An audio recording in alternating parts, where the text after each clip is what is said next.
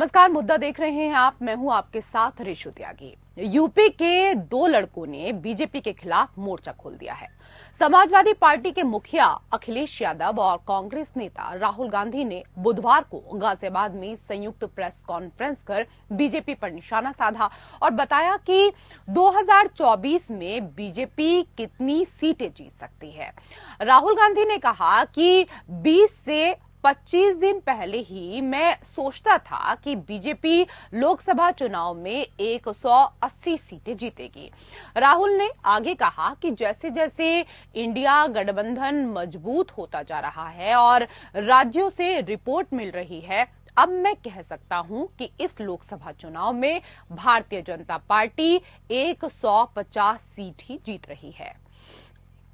राहुल ने कहा कि हम लोकसभा चुनाव में बहुत ही अच्छा और मजबूत प्रदर्शन करने जा रहे हैं। गाजियाबाद में राहुल अखिलेश की जुगलबंदी के बाद अब शनिवार को दोनों की अमरोहा में रैली ये बता रही है कि दोनों ने बीजेपी के खिलाफ एक और एक मिलकर 11 बनने की रणनीति बना ली है। इससे पहले शुक्रवार को पीएम मोदी ने पहले चरण की वोटिंग के बीच अमरोहा से हुंकार भरी। प्रधानमंत्री नरेंद्र मोदी ने सपा कांग्रेस गठबंधन पर जमकर निशाना साधा।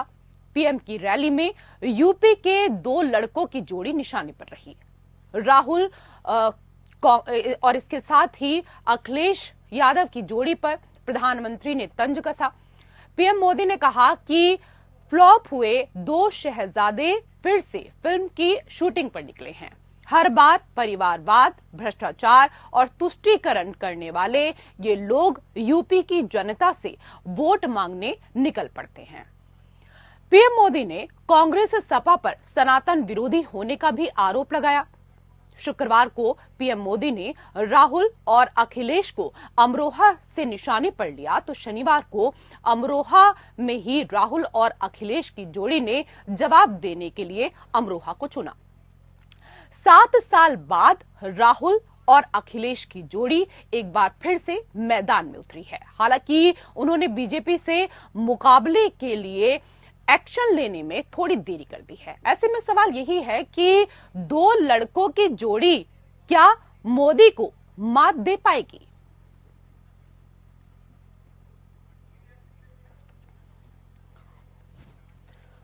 तो थोड़ा देर से एक्टिव हुए हैं उत्तर प्रदेश के ये दोनों लड़के, क्योंकि यही कहकर लगातार प्रधानमंत्री संबोधित करते हैं यूपी के दो लड़के, यूपी के दो शहजादे।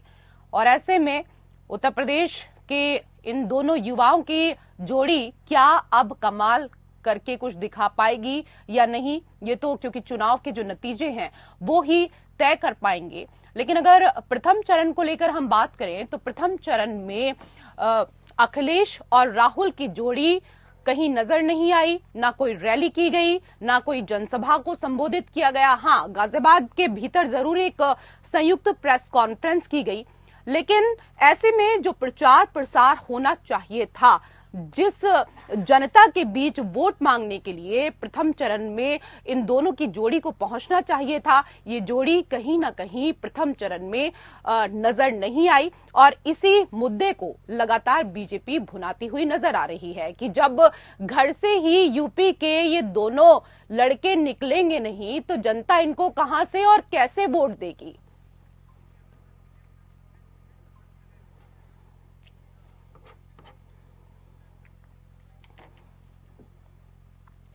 तो प्रधानमंत्री नरेंद्र मोदी ने यूपी के अमरोहा में कल बीजेपी प्रत्याशी के समर्थन में रैली की थी।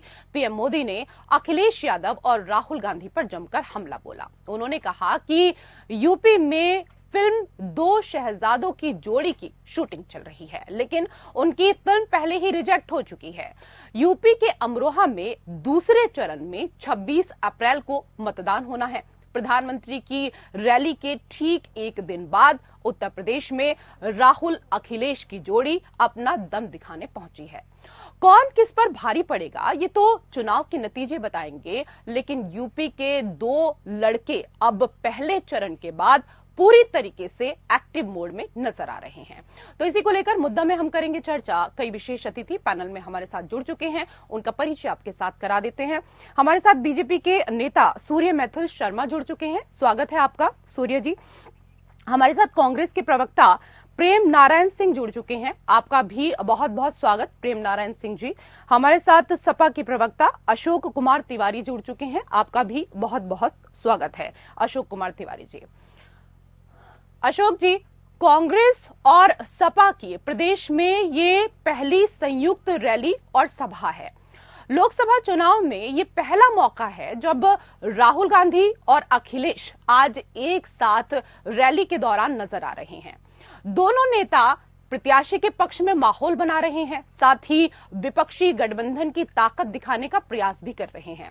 लेकिन सर, क्या कारण रहा कि पहले चरण के मतदान में आप लोग नजर नहीं आए, एक्टिव नजर नहीं आए जितना आपको एक्टिव होना चाहिए था? पहला चरण बीत चुका है, ना कोई रैली ना कोई जनसभा, सिर्फ गाजियाबाद में एक संयुक्त प्रेस कॉन्फ्रेंस आपने की और उसी से इतिश्री कर दी।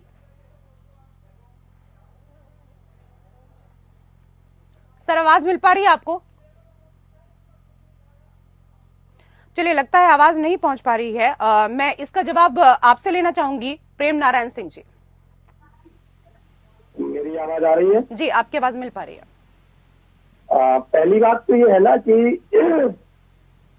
अखिलेश जी राहुल जी की जो प्रेस कॉन्फ्रेंस हुई उसके पहले आप लोगों ने देखा होगा कि प्रियंका जी का रोड शो हुआ, एक रैली हुई और उसमें जनता का अपने आप साथ दिख गया, लोगों का अपने आप प्रेम दिख गया कि हाँ जनता क्या मूड में है। तो दूसरा ये मान लीजिए आप कि जो आजकल लोग मंचों पर चिल्ला रहे हैं ना, यूपी के लड़के, तो यूपी वालों ने ये बता दिया है कि आप हर क्षेत्र में जनसभाएं कर लो।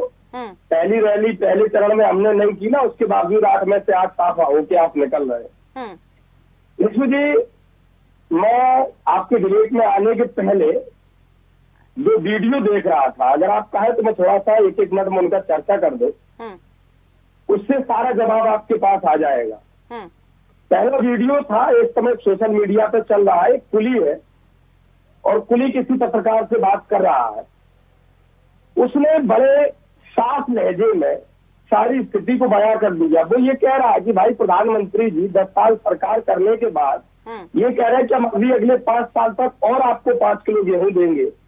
भैया, हम अपने बच्चों को शिक्षा काहे से देंगे, उनका स्वास्थ्य का ख्याल काहे से रखेंगे? आप रोजगार दे नहीं रहे हैं, आप कोई साधन बता नहीं रहे हैं, आप लाचार कर रहे हैं, ये हमको नहीं चाहिए।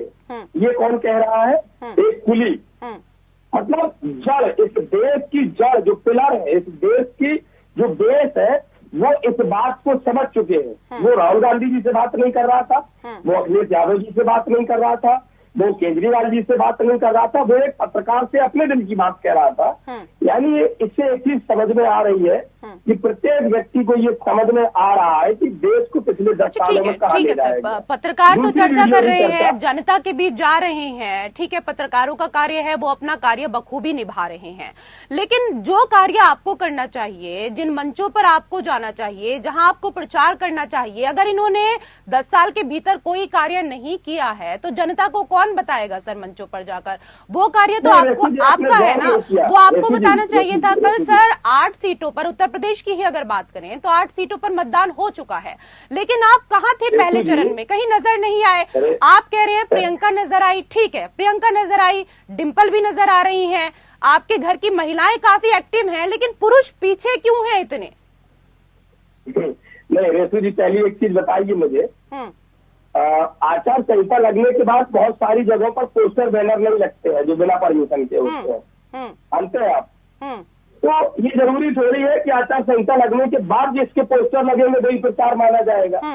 हमारे राहुल गांधी जी 1 साल में 2 यात्राएं लेकर के इसी क्षेत्र से निकल चुके हैं, जनता से संवाद किया, और राहुल जी अखिलेश जी साथ में भी रहे, यात्रा के दौरान दिखे भी। पहली चीज। दूसरी चीज, ये जनता से संवाद हमारा कोई ऐसा नहीं है कि केवल आज किया जाए। हमारे नेता गली गली जाकर के लोगों के कभी ट्रक वालों के साथ बैठ करके, कभी पंचर वालों के साथ बैठ करके, कभी मिस्त्री के साथ बैठ करके, कभी बस में बैठ करके, कभी रिक्शा वालों के साथ बैठ करके लगातार संवाद कर रहे हैं। ठीक है सर, ऐसे अपनी ऐसे बात उनसे आप कह रहे हैं, लेकिन उनकी एक बात बात बताइए अपन ना, सुन रहे हैं। ऐसे तो बहुत समय लगेगा। एक एक व्यक्ति से आप ऐसे संवाद करेंगे, कभी किसी कुली से बात करेंगे, कभी पंचर वाले से बात करेंगे, किसी चाय वाले से आप बात करेंगे, इसमें तो एक लंबा प्रोसेस लगता है ना सर। लेकिन अगर आप दोनों अपन कर भी रहे हैं ना, यूपी के दोनों लड़के अगर मंच पर आते, एक साथ रैलियां करते, जनसभा को संबोधित करते, तो शायद जो पहले चरण में जो वोटिंग हुई है शायद नतीजे कुछ और होते। लेकिन इस बात को तो हम नहीं कह सकते कि रुख किधर जा रहा है, क्योंकि नतीजे आएंगे 4 जून के बाद ही स्पष्ट हो पाएगा। मैं आऊंगी वापस से आपके पास, लेकिन अशोक कुमार तिवारी जी,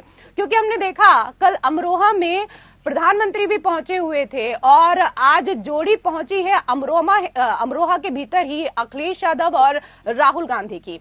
पीएम मोदी ने कल अखिलेश यादव और राहुल गांधी पर जमकर हमला बोला। उन्होंने कहा कि यूपी में फिल्म 2 शहजादों की जोड़ी की शूटिंग चल रही है, लेकिन उनकी फिल्म आने से पहले ही रिजेक्ट हो चुकी है। पहले इस पर आपकी टिप्पणी लेना चाहूंगी। पहले तो मैं कहूंगा कि कल जो चुनाव हुआ उसमें भारतीय जनता पार्टी का पहला शो ही फ्लॉप हो गया। पहले शो में ही उनको कोई वोट नहीं मिल रहा है। ये तो अखिलेश जी की भाषा आप बोल रहे हैं सर, अपना कुछ बताइए ना। अरे मैं बता रहा हूँ, मोदी जी को बोलने देती है, मुझे नहीं बोलने देंगे क्या? अरे बोलिए सर, आप स्वतंत्र हैं बोलने के लिए। बोलने के लिए ही तो आपको बुलाया है। आपने मोदी जी का हवाला दिया अभी। हाँ। उनका डायलॉग सुनाया घिसा पिटा, उसी घिसे पिटे डायलॉग का जवाब दे रहा हूँ मैं। उनका जो माननीय नरेंद्र मोदी जी का जो घिसा पिटा डायलॉग है, जो जनता पसंद नहीं कर रही है, किसी विहारत में उसे लाइक नहीं कर रही है उनको, उसी का जवाब दे रहा हूँ। उनका पहला शो फ्लॉप हो गया। 8 की 8 सीटों को हार रहे हैं मोदी जी। हाँ। और बुरी तरह हार रहे हैं। सवाल इस बात का है कि 10 साल की सरकार थी उनकी, उन्होंने क्या दिया जनता को? जनता को क्या दिया उन्होंने? जनता को सिर्फ महंगाई दिया है, जनता को बेरोजगारी दिया है, जनता को पेपर लीक दिया है, जनता को 4 साल की नौकरी दी है सेना में। इसका जवाब मांग रही जनता। ठीक है, मैं जवाब ले लेती हूँ। सूर्य मैथिल जी, सुनिए सर, एक एक करके जवाब ले लेती हूँ ना, एक एक करके जवाब ले लेती हूँ। आपके पास तो बहुत लंबी लिस्ट होगी, मुझे पता है सर, बहुत लंबी लिस्ट होगी। समाजवादी पार्टी ने मैनिफेस्टो में अपने एमएसपी गारंटी दे दी है, एमएसपी गारंटी दे दी है, पेंशन 5000 दे दिया है, आपका जो है बिजली माफ कर दिया है, किसानों का कर्जा माफ करने की बात कही है। जो पूंजीपतियों का कर्जा माफ किया था इन्होंने भाजपा ने, आज हमने किसानों का कर्जा माफ करने की बात कही है। किसान हमारे साथ बचा क्या है? ठीक है सर, मुझे जवाब ले लेते हैं। ठीक है, अशोक कुमार तिवारी जी जो कह रहे हैं 10 साल के भीतर सूर्य मैथिल जी आपकी सरकार ने कोई कार्य नहीं किया है, इस पर तो जवाब दे ही दीजिए। इसके साथ ही ये भी बताइए, जिस तरीके से उन्होंने कहा कि जो आपकी पहली रैली की बात करें या तमाम रैलियों की बात करें, आपने रैली तो तमाम की है, लेकिन आपका जो शो है वो पूरी तरीके से फ्लॉप हो चुका है और जनता ने पूरी तरीके से आपको नकार दिया है। इस पर भी जवाब दे दीजिए। धन्यवाद रेशमी जी। पहले तो आपको और सभी दर्शकों को भारत माता की जय वंदे मातरम जी। एक तो इको हो रही है, प्लीज इसको ठीक कराइए, मैं बोल नहीं पाऊंगा। इको हो रहा है, इको जी। ठीक है, हमारी टेक्निकल टीम इसको देख रही है, हो सकता है तकनीकी रूप से कोई समस्या यहाँ पर आ रही हो। क्या अभी आपको आवाज मिल पा रही है? तो आपकी आवाज मिल पा रही है जी, लेकिन इको बहुत ज्यादा हो रहा है, मैं बोल नहीं पा रहा हूँ, बार बार आवाज वापस आ रही है। चलिए ठीक है, मैं वापस से आपके पास आती हूँ और तब तक क्योंकि प्रेम नारायण सिंह जी बहुत देर से कुछ कहना चाह रहे हैं। प्रेम नारायण सिंह जी क्या कुछ कहना चाहेंगे? जिस तरीके से लगातार तमाम मंचों से प्रधानमंत्री यूपी के दो लड़के यूपी के शहजादे पूरी तरीके से फ्लॉप हो चुके हैं, लगातार इसी बात को कहते हुए नजर आ रहे हैं। इसके साथ ही आपको राम का विरोधी बताते हुए नजर आ रहे हैं। रेशू जी, आईपीएल का सीजन चल रहा है, ये सारे लोग मैच देखते हैं। मैच में जैसे खिलाड़ी है सूर्य कुमार यादव, वो ऐसा खिलाड़ी है जब वो अपने रंग में आता है तो कहीं भी शॉट मार देते हैं, विकेट के पीछे मार देते हैं, आगे मार देते हैं, कहीं भी शॉट मार देते हैं। और उसके बाद में दूसरी तरफ कोई एक बॉलर ले लीजिए, जैसे हमारे यूजी चहल है या कुलदीप यादव जी है, ये बॉलर है, अच्छे बॉलर है, लेकिन बल्लेबाजी इनकी बस ये है कि ठीक है बल्लेबाजी है, कर लेते हैं। तो क्या कभी कोई भी विपक्षी टीम का कोच जब फील्डिंग लगाएगा या चर्चा करेगा या प्लानिंग करेगा तो सूर्य कुमार यादव की चर्चा करेगा या युजवेंद्र चहल और कुलदीप यादव की चर्चा करेगा? भैया ये जो यूपी के दो लड़के कर रहे हैं उसके पीछे एकमात्र कारण ये है, इनको दिख रहा है अखिलेश यादव जी ने और कांग्रेस पार्टी ने जो अपना घोषणा पत्र लेकर के लोगों के बीच में रखा।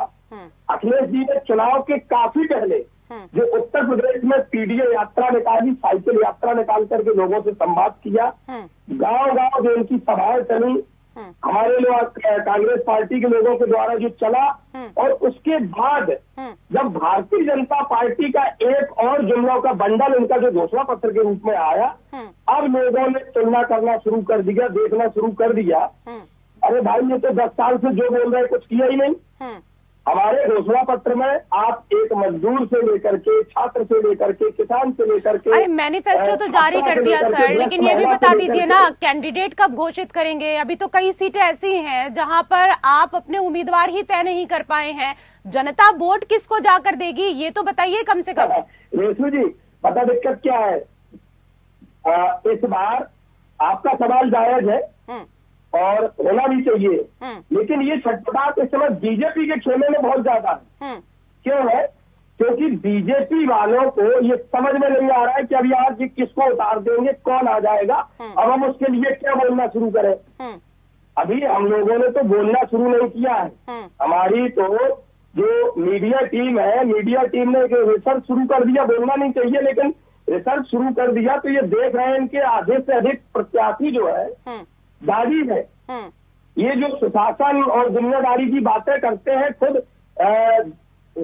मतलब ऐसे दागियों को टिकट दे रहे हैं और ऐसे लोगों को जो आयातित है। अरे सर आप उनकी बात छोड़िए ना, उनकी बात छोड़िए, वो किसको टिकट दे रहे हैं किसको नहीं दे रहे हैं, लेकिन आप ये बताइए ना उम्मीदवार आप मैदान में उतारेंगे तभी तो जनता वोट करेगी, प्रत्याशी भी तैयारी करेगा, लेकिन कितनी सीटें अभी भी आपकी ऐसी हैं जहां पर अभी तक आप उम्मीदवार ही नहीं उतार पाए हैं। आप कह रहे हैं कि उत्तर प्रदेश में 80 की 80 सीटों पर इस बार हम कमल नहीं खिलने देंगे, लेकिन कैसे नहीं खिलने देंगे सर? मैं जवाब इसका लूंगी आपसे, लेकिन सूर्य मैथिल जी भी हमारे साथ बहुत देर से जुड़े हुए हैं, पहले उनसे चर्चा कर लेती हूँ। सर आपको आवाज मिल पा रही है अभी मेरी? मैथिल जी आवाज मिल पा रही है? सूर्य मैथिल जी क्या आप मुझे सुन पा रहे हैं? चलिए लगता है आवाज नहीं पहुंच पा रही है, मैं वापस से आपका रुख करूंगी। ठीक है प्रेम नारायण जी, जो सवाल मैंने आपसे किया जरा उन पर जवाब दे दीजिए। नहीं देखिए रेशु जी, चुनाव दो चीजों पे चलता है, एक पार्टी का सिंबल और दूसरा पार्टी के कार्यकर्ता। जो लोग सवाल करते हैं, जैसे मैं एक आज जो आपने डिबेट किया इस मुद्दे पे आपको बता दें, कई अमरोहा में राहुल गांधी जी और अखिलेश यादव जी पहले सभा कर लिए होते, तो उसके बाद में जो बीजेपी के लोग आए और वो कुछ भी बोल के चले जाते। अब चूंकि राहुल जी और अखिलेश जी सभा करेंगे, जो कल ये चले गए थे पार्ट के, जो ये बता गए कि हमने अपने कार्यकर्ताओं को लगाया हुआ है और अब हमारे कार्यकर्ता सभी जगह जाकर के देखेंगे, जिसको आवास नहीं मिला, जो सुविधा नहीं मिलेगी हम दे देंगे। और राहुल जी अखिलेश जी जाएंगे और वो बताएंगे कि मोदी जी अमरोहा की चिंता छोड़िए। एक फ्रीलांसर पत्रकार है स्वाति जी, जिन्होंने बनारस में जाकर के उस गांव का सर्वे किया, उस गांव की डाउन टू अर्थ होकर की रिपोर्ट निकाली जो मोदी जी ने गोद लिया हुआ है, और उसकी स्थिति को ला करके सामने रख दिया। तो अब ये बौखलाहट चलिए ठीक है, मैं इस पर भी जवाब ले लेती हूँ। प्रेम नारायण जी कह रहे हैं सूर्य मैथिल जी कि सांसदों ने गोद लिया लेकिन सुध कौन लेगा? कई ऐसे गांव हैं जिनको आप लोगों ने गोद तो ले लिया है लेकिन सुध लेने वाला कोई नहीं है उनकी। धन्यवाद रेशु जी, पहले तो आपको और पूरे देश को भारत माता के वंदे मातरम। और मेरे को टेक्निकली प्रॉब्लम था, इस वजह से मैं चीजें सुन नहीं पाया जी। लेकिन जहां तक मैं समझ पाया, पहले जो मैंने सुना, तो लगातार कांग्रेस के और समाजवादी पार्टी के जो नेता है ना, वो लगातार बड़ी शेखी बगा रहे हैं कि मोदी जी तो घिसा पिटा डायलॉग देते हैं और मोदी जी ये कहते हैं वो कहते हैं। देखिए रेशु जी, आज जो आप बार बार दो लोगों कर रही है कि वो और अब जो है वो उनके आए हैं अमरोहा में। ये जो दो लड़कों की जोड़ी है ये नई नहीं है, ये पहले भी एक बार रिजेक्ट हो चुकी है। और ये जो दो शहजादे हैं ना, ये अब फिर से पॉलिटिकल टूरिज्म पे निकले हैं। लेकिन उत्तर प्रदेश की जनता जानती है कि इनका हाशिर क्या करना है, और उनको ये भी पता है कि वोट किसको देना। आप देखिए रेशु जी, कितने मजे की बात है कि पहले चरण का चुनाव हो गया, उस तब तक उत्तर प्रदेश में समाजवादी पार्टी और जो कांग्रेस गठबंधन, एनडीए गठबंधन, उसकी एक रैली नहीं, न एक रोड शो इन लोगों ने किया, केवल और केवल एक पीसी कर दी और उससे इन्होंने पल्ला झाड़ लिया। इनको पता स्थिति क्या है, ना तो समाजवादी पार्टी जो है 2 से ज्यादा सीटें जीतने वाली है और कांग्रेस का तो खाता भी नहीं खुलने। भारतीय जनता पार्टी यहाँ पर 78 सीटें कम से कम जीतेगी, 80 की हमारी तैयारी।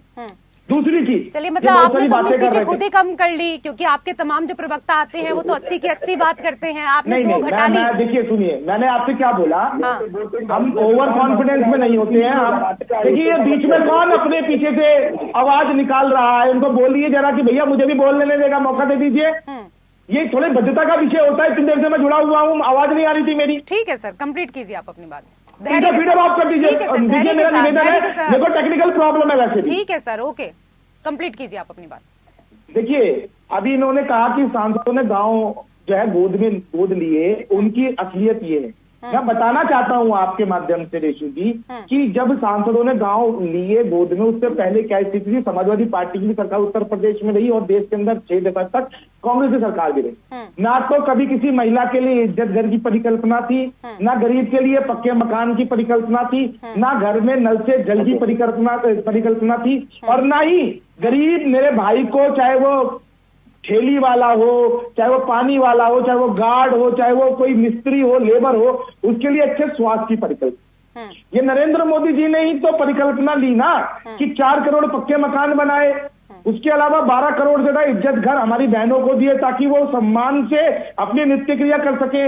नल से जल जो है वो 10 करोड़ कनेक्शन हम करा चुके हैं। ठीक है, आपने 10 साल में, ठीक है सर, समझ लिया, 10 साल में कौन कौन से कार्य किए हैं। मंच से लगातार प्रधानमंत्री भी बताते हैं और तमाम बीजेपी के दिग्गज नेता भी मंच से ये प्रचार प्रसार कर रहे हैं, लेकिन लगातार जिस तरीके से बीजेपी आपके ऊपर आरोप लगा रही है, अभी देखिए सूर्यमित्तल शर्मा जी ने भी कहा कि ये दोनों लड़कों की ये कोई बात नहीं होती है, आपने 2 मिनट भी पूरा नहीं बोलने दिया आपने, और आप लगातार उनको समझ ही जा रही है। सर क्या पूरी डिबेट आपके साथ खत्म कर दूं, आपसे सवाल पूछूं और आपके खत्म कर दूं? वो टेक्निकल फॉल्ट था ना सर, उसके बाद मैंने आपसे बात की। ठीक है, ये देखिए कोई तरीका होता है क्या? ठीक है सर, आपको नहीं बैठना है तो वो आपकी इच्छा है, लेकिन ऐसा नहीं है ना कि पूरा टाइम मैं आप ही को दूंगी। वो उस वक्त टेक्निकल फॉल्ट था, लेकिन आपने जो तमाम चीजें रखी हैं उस पर जवाब तो मैं यहाँ पर लूंगी ना। ठीक है, अशोक कुमार तिवारी जी, यूपी के जो 2 लड़के हैं वो अमरोहा में ऐसे ही नहीं निकले हैं, बल्कि टूरिज्म पर निकले हैं। सूर्यमित्तल जी को आपने सुना। जी रेशु जी, देखिए ऐसे घिसे पिटे डायलॉगों का जवाब देना उचित नहीं है। हल्की बातें हैं ये हल्की बातें करते हैं। हम गंभीरता की बात करना चाहते हैं आपके चैनल पर। आपका चैनल एक प्रतिष्ठित चैनल है जी। इस पर एक सारगर्भित बात हो तो ज्यादा अच्छा है।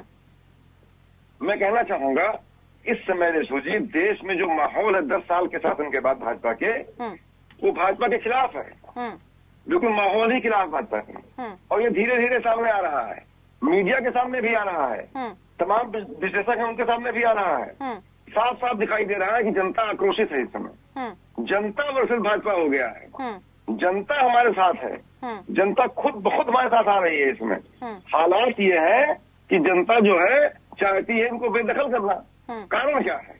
कारण है किसान, कारण है नौजवान, कारण है आधी आबादी, कारण है 4 साल की नौकरी जो सेना में दी गई है। हमारा देश इसको बर्दाश्त नहीं कर पा रहा है। आज पूंजीपतियों को कर्जा माफ करने के लिए पैसा है देश में, किसानों का कर्जा माफ करने का पैसा नहीं है देश में। यही बातें तो हमने रखी हैं, मूलभूत बातें हमने अपने मैनिफेस्टो में रखी हैं, और जनता उसे उसको देख करके हमें वोट दे रही है। ठीक है सर, आप ये बताइए ना, मैनिफेस्टो जो है वो अभी तक ठीक से लोग पढ़ नहीं पाए हैं। आपके मैनिफेस्टो में क्या है क्या नहीं है, लेकिन हमने कर दिया है। ठीक है ना सर, जिस तरीके से प्रचार, जिस तरीके से प्रसार होना चाहिए था, क्या आप इस बात को स्वीकार करेंगे या नहीं करेंगे कि पहले चरण के लिए आपने उस तरीके से प्रचार नहीं किया जिस तरीके से आपको करना चाहिए था? अब दूसरे चरण में आप लोग एक्टिव हुए हैं, हैं, जनता को आप कह रहे हैं कि इस बार जनता ने परिवर्तन का मन बना लिया है, लेकिन परिवर्तन कैसे होगा सर? क्योंकि कई सीटें, मैंने अभी प्रेम नारायण सिंह जी से भी कहा, आपसे भी वही बात कह रही हूं, कई सीटें तो अभी भी ऐसी हैं आपकी जहां पर आपने अपने उम्मीदवारों का नाम तक घोषित नहीं किया है, तो कैसे में आप मुकाबला करेंगे ऐसे? रेशु जी, सार्थक रूप से आप समझ नहीं पा रही हैं, आपको समझाने का प्रयास कर रहा हूँ सार्थक रूप से। सर मुझे क्या समझा रहे हैं आप? जनता को समझाइए ना, जहां उम्मीदवार ही नहीं है वहां कैसे आप वोट मांगेंगे? आप सुनिएगा तो समझ में आ जाएगा आपके। समझाइए। हमारे जो मैनिफेस्टो है उसकी बातें जनता तक हम पहुंचा रहे हैं, लगातार प्रचार प्रसार हो रहा है उसका, और उसका प्रचार प्रसार टेलीविजन माध्यम से भी हो रहा है। आपका जो मीडिया है ये हमारे साथ नहीं, ये निष्पक्ष है मीडिया। मीडिया निष्पक्षता से कुछ काम तो करता ही है मीडिया ना। मीडिया पे कितना भी दबाव है, लेकिन मीडिया फिर भी काम करता है। मीडिया चौथा स्तंभ है, और उसके जरिए ये सारी बातें पहुंच रही जनता तक। जनता समझ चुकी है, जनता में लहर है इस समय कि हमारा कर्जा माफ हो जाएगा, इस बात की लहर जनता में। जहां तक आप कह रही हैं कि प्रत्याशी समय पर घोषित हो जाएंगे, 7 चरणों का चुनाव है ये, इतना लंबा चुनाव, 7 चरणों चुनाव, 4 चरण बहुत काफी थे, 7 चरणों में। लेकिन सर एक चीज तो बताइए ना कि अगर आप समय से पहले अगर घोषित कर देते हैं प्रत्याशी, तो ऐसे में कार्यकर्ता भी प्रचार करेंगे, कार्यकर्ता भी वहां पर जो आपका उम्मीदवार होगा वो भी अपने लिए वोट मांग लेगा अच्छे से। लेकिन अगर आप उम्मीदवारों की घोषणा एकदम लास्ट टाइम पर करेंगे तो ऐसे में तो सर जनता के बीच भी असमंजस की स्थिति रहेगी और उम्मीदवारों के बीच भी असमंजस की स्थिति बनी रहेगी। क्योंकि आपके यहाँ पर तो कितनी बार ये भी हुआ है कि आपने एक कैंडिडेट का नाम घोषित कर दिया, फिर उसका नाम काट दिया, फिर दूसरा कैंडिडेट घोषित कर दिया, फिर उसका नाम काट दिया, फिर तीसरे कैंडिडेट को आपने टिकट दे दिया। तो स्थिति आप भी समझिए, और मुझे लगता है कि सर आपको मंथन करने की आवश्यकता है, समय अभी भी आपके पास काफी बचा हुआ है।